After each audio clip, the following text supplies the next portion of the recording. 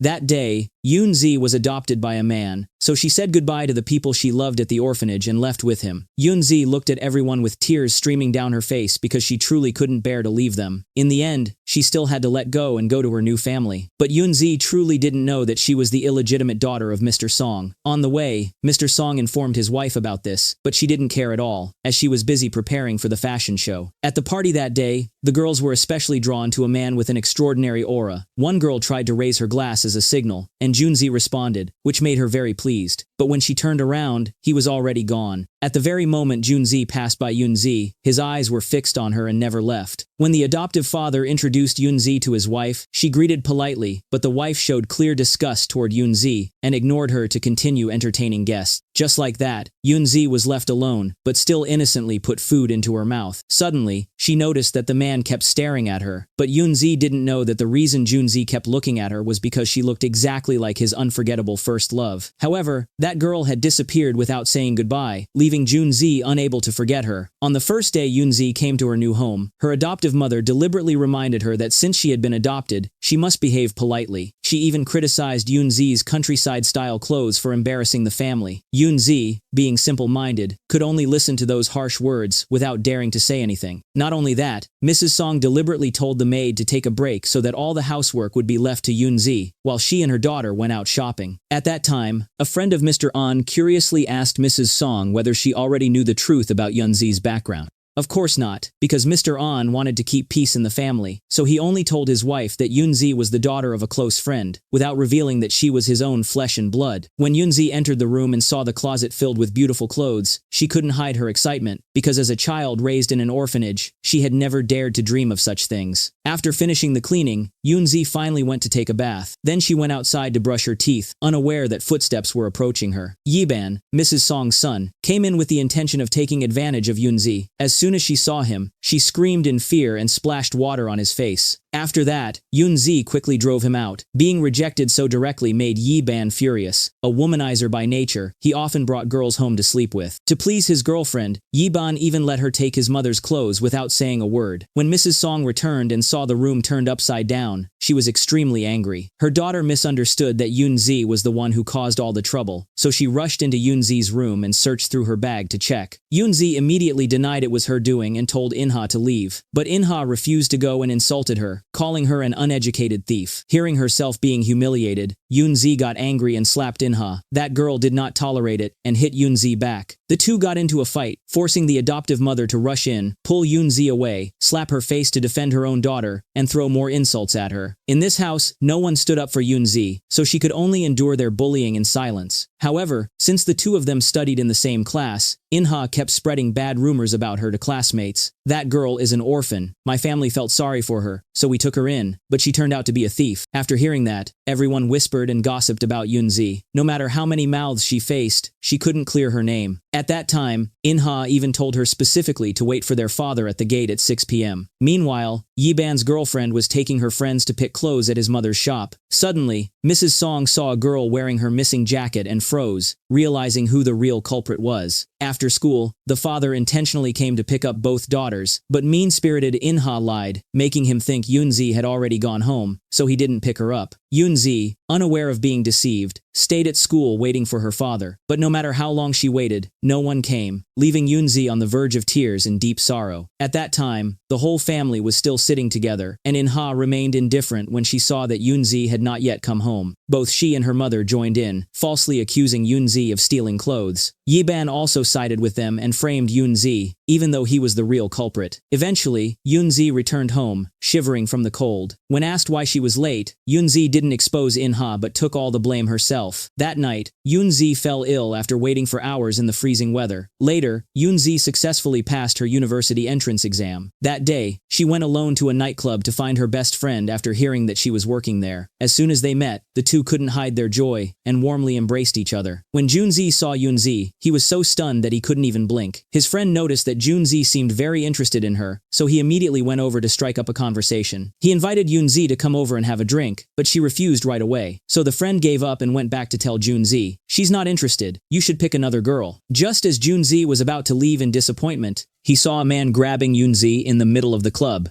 Despite her screams, the man refused to let go. Seeing her friend in danger, Sune rushed in and attacked the man. At that moment, Junzi couldn't hold back and punched him to the ground. Then, the man's accomplices showed up, making the situation tense, so the guys quickly pulled the two girls away and ran. They dashed into a nearby shop and luckily escaped their pursuers. Seeing the group rush in, the shop manager came out to ask what they were doing. Junzi and his friend immediately stood up and said they were just buying a gift for a friend. When only the two girls were left, they were still frightened from the chase. Soon after, Sune calmed down and congratulated her best friend on passing the university exam. They laughed and joked happily until the guys showed up again, interrupting them. Now that the thugs had left, it was time for everyone to go. When the men offered to take Yunzi home, she declined and walked away with Sune. But Dong-suk couldn't bear to let Yunzi go without knowing her name. He had already been captivated by her for a long time. While his friend was still wondering what the girl's name was, Junzi spoke up and called her Yunzi. From the moment he met her, Junzi had been completely captivated by her eyes. He couldn't forget the name Yunzi and kept writing it over and over on paper. At that time, he went back to visit the house filled with memories of his first love. Every time he thought of her, tears would fall uncontrollably from his eyes. The next day would be Yunzi and Inha's graduation ceremony. Seeing his daughter happily preparing her dress, the father also wanted Yunzi to have something beautiful to wear, so he asked his wife to help her choose one. Out of respect for her husband, she brought a few outfits for Yunzi to try. However, Inha didn't want her to wear any of her clothes, so she hurriedly snatched them away. With no other choice, the mother decided to take Yunzi to a shop to pick something, but instead of letting her choose from the displayed clothes, she ordered the staff to bring items from the fabric storage. The staff told Yunzi to just pick any set, since Mrs. Song was planning to throw them all away anyway. At that moment, the employee carelessly badmouthed her boss in front of Yunzi. But as soon as she learned Yunzi lived in the same house as Mrs. Song, her attitude changed completely, and she became friendly toward her. Right then, Yunzi noticed an old sewing machine and asked permission to take it. Because with it, she could sew many clothes for the children at the orphanage, she was overjoyed. Meanwhile, Mrs. Song was facing trouble with a customer because the dress design didn't suit a full-figured person. She quickly signaled her staff to call someone in while she tried to persuade the client. On the other side, with her natural talent for design, Yunzi made herself a dress from the discarded fabric. The moment she put it on, the staff couldn't hide their astonishment at her skill. When Yunzi wore that dress to say goodbye to Mrs. Song, the customer thought it was one of her designs and asked Yunzi to spin around. Confused, she looked at Mrs. Song, who signaled her to do as the customer asked. As expected, the client was very pleased and placed more orders for identical designs. Instead of showing gratitude, the adoptive mother ordered the manager to destroy that dress. This man, Minzi, was the heir of a wealthy conglomerate. However, he didn't follow his father's expectations to take over the family business, and instead pursued his passion for music. After being opposed by his father many times, he decided to enlist in the military. While Yunzi was walking down the street, a car suddenly splashed dirty water all over her, so she angrily tried to find that car. On the other side, Inha was meeting with a particular man. She seemed to like him a lot,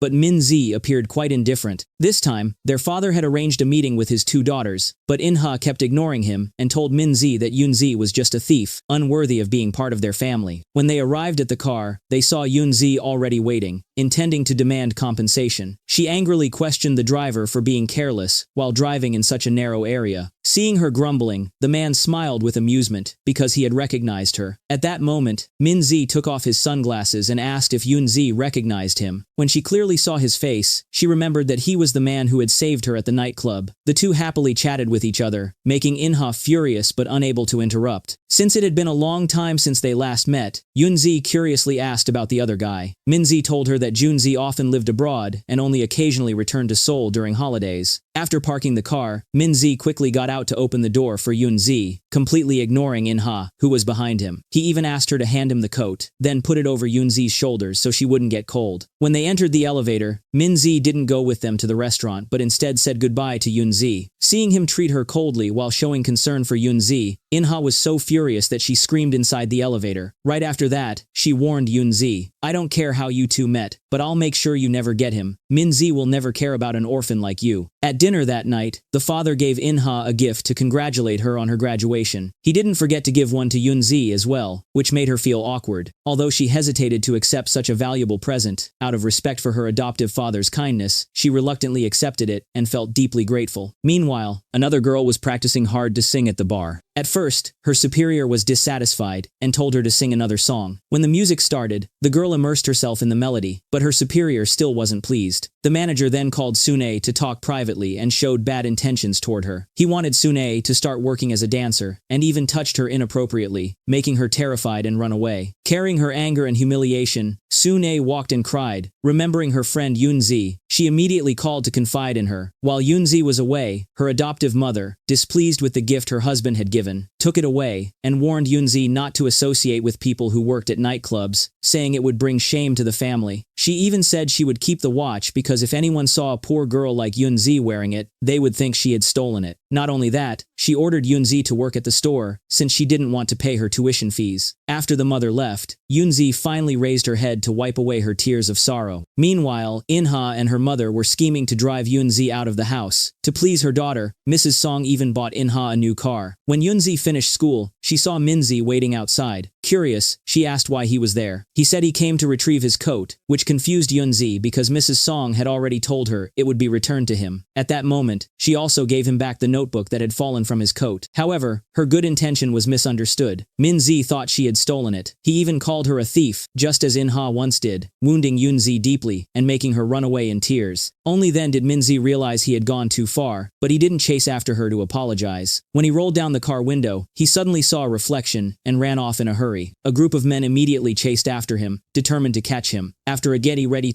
long chase, Minzi managed to board a subway train and successfully lost them. Feeling triumphant for escaping, he didn't realize that someone else had also boarded. And by coincidence, it was Yunzi. Minzi approached to apologize, but Yunzi, still hurt by his words, turned away angrily. At that moment, a man arrived and told Minzi to return home to meet his father. Since his father's men had come all the way there, he couldn't avoid it any longer and had to go back immediately. As soon as he saw his son, the chairman asked what his true goal was, questioning why he kept wandering around with street performers. Minzi knew that no matter what he said, his father would never approve of him becoming a singer, so he only wished his father would leave him alone. Seeing that his son refused to obey, the father angrily slapped Minzi, prompting him to walk out. Looking at himself in the mirror, seeing the blood from his father's blow, he became even more determined not to be subdued. To escape his father's control, Minzi decided to enlist in the army. He thought that during his time in the military, his father would stop interfering in his life, but the chairman continued to send people to bother him. Meanwhile, Sune had become a singer at the nightclub. In particular, all the outfits she wore were personally designed by her best friend, Yunzi. The other dancers, seeing Yunzi's talent, also wanted her to make custom designs for them. With that ability, Sune believed Yunzi should try to develop her talent instead of remaining a low-level employee under her adoptive mother. During his time abroad, Yunzi happened to encounter his ex-girlfriend several times, but she always acted as if she didn't know him and was seen hand in hand with another man. In the end, Yunzi accepted to let go and returned to Korea to take over the family business. That day, he visited Mrs. Song's store, but no one was around, so he went searching for staff and eventually met Yunzi. The moment he saw her, he immediately recognized her, but it seemed Yunzi didn't recognize him. Just when Yunzi, disappointed, was about to leave, she turned and asked, "Excuse me, have we met before?" However, Yunzi replied vaguely and walked away. At this time, Minzi had also completed his military service, but he still couldn't adapt to his new environment. Meanwhile, Sune and Yunzi went out together to stroll around and enjoy their free time. After being discharged, Minzi didn't give up on his love for music and went with his senior to meet a director of an entertainment company. Seeing that he was a newcomer and played a niche music style, the director was displeased. Then, his senior took out a CD of Minzi's recorded song to let him listen, proving that Minzi truly had talent. But the director showed disdain, which Minzi couldn't endure, so he stormed out in anger. The only person who could help Minzi now was Junzi. Since Junzi was already a company director, Minzi came to ask his friend for help. He said he wanted to borrow some money, and Junzi gladly agreed. Right after that, a large sum of money was placed in front of Minzi, making him exclaim, "I'd have to make music my whole life to pay back all this money." Then, the two friends went out drinking together to talk about the past. Minzi had always felt sorrow whenever he thought of his mother, so now he decided to let everything go to feel at peace. Suddenly, he gave Junzi his first CD album as a gift to celebrate his friend's return. Not long after, Minzi got completely drunk, so Junzi had to take him back to his own house. When Junzi saw the picture of his ex-girlfriend, he couldn't hold back and called her, but a man answered the phone, leaving him deeply disappointed. The next morning when Minzi woke up, his friend had already left. He wandered around the house and found a photo of Junzi's ex-girlfriend. Looking at it, he was shocked to realize that she looked exactly like Yunzi. At that time, Mr. An discovered that his wife had secretly kept the gift he had given to Yunzi. He began to scold her for doing such a thing, and for forcing Yunzi to work, even though she was still of school age. His words made Mrs. Song question why he cared so much for someone who wasn't even related to them by blood. Suddenly, she remembered that Yunzi looked very similar to Mr. An's former lover, who had also given birth to a baby girl at that time. Believing that the child was Yunzi, jealousy overtook her, and she took out her anger on the girl. Mrs. Song threw away the design sketch and tore apart the dress Yunzi had just made. She also forbade Yunzi from ever using leftover fabric from the warehouse again. When Yunzi delivered the clothes to a customer, she didn't expect that it would be Minzi's house. Upon seeing each other again, they were both happy to meet. So after Yunzi finished her work, he drove her home. In the car, Yunzi accidentally heard Minzi's new song but didn't recognize it, so she asked who the singer was, saying she really liked his voice. Hearing that, Minzi offered to give her the tape, but she politely refused. At that moment, Inha excitedly ran to her mother, asking her to review her design, because she was about to register for JS's competition, where the winner would receive a scholarship to study in Europe. However, as soon as her mother saw the design, she frowned. All of them were her own sketches. If anyone else saw them, they would realize Inha had cheated, so she advised her daughter to cancel. Suddenly, a loud bang was heard, and they rushed outside. It turned out that Minzi had crashed into Inha's car, but since it was him, she didn't say a word of complaint. Because Yunzi was escorted home by a customer, Mrs. Song became furious and scolded her harshly. Even though Minzi tried to explain, Mrs. Song insisted that Yunzi must apologize. At that moment, Yunzi could only lower her head and apologize in humiliation, even though it wasn't her fault. Seeing Yunzi like that made Minzi feel deeply uncomfortable, so he asked what time she would get off work, saying that after working hours, there would be no problem if she went somewhere with a customer. Everyone was stunned by his words as he grabbed Yunzi's hand to lead her away. However, she angrily pulled her hand back because his actions had caused her to be humiliated. Without giving him a chance to explain, she immediately walked inside. Meanwhile, the mother and daughter, still angry over what had happened, punished Yunzi by making her stay behind to clean up. The next morning, before going to work, Junzi listened to a voicemail from Sophia. Soon after, he went straight to the film set to supervise the team. Yiban, upon seeing the new director, quickly tried to flatter him. When Junzi met his grandfather again, the old man entrusted the entire company to him. Moreover, he told Junzi to forget that woman, start a new future, and marry a wife who could stand beside him. At that moment, Minzi happened to see Yunzi entering a store to buy the CD of his latest release, so he went over and pulled her aside, wanting to personally give it to her. At first, she refused, saying she wanted to buy it as a gift for Sune, but seeing how sincere he was, she accepted the CD and even asked him for an autograph. On the subway, seeing that Minzi was still wearing sunglasses, Yunzi jokingly asked why he needed to wear them when no one even recognized him as a singer. Hearing that, he immediately took off his glasses and placed his headphones on Yunzi's ears. When she said she really liked his songs, as Yunzi was still immersed in listening to the lyrics, Minzi walked away and signaled for her to keep it.